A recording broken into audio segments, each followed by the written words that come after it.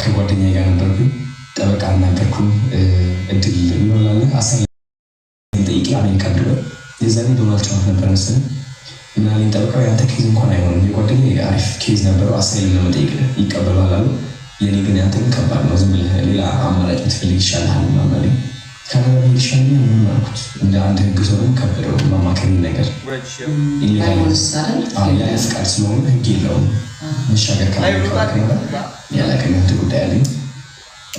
ከዛ ወደ ካናዳ ለመሄድ የወሰንኩት ማንም ሰው ነገር ያለ እንዳለ አሜሪካ የነበሩ ሰዎች አዲስ ስታይል ነው ተብያለሁ።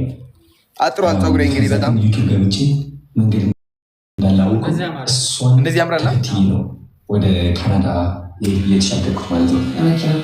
በባስ ምናምን በምን ማላውቀው ምናምን ትወዱታላችሁ። እዩት ጋይስ።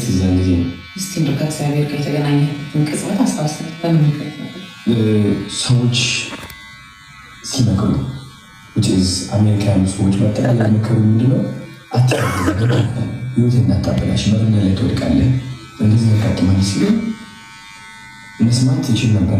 ሰማሁ ለምን ወዳችኋለሁ። ፀጉራችን እየተስተካከልን ነው። እንግዲህ ፖድካስቱን ገብታችሁ እዩት እሺ።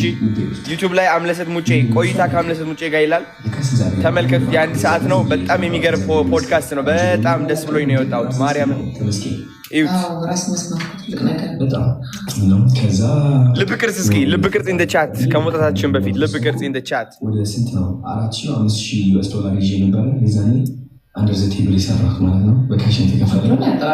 በደንብ 12 ሰዓት ነው በቀን ለ6 ቀን የሰራሁት ለአንዱ ሁለቱ መሰለኝ። ከዛ በኋላ እሷን ብር ይዤ ወዳቸዋለሁ ወደ ኒውዮርክ፣ ከኒውዮርክ ወደ ካናዳ የምትገቢው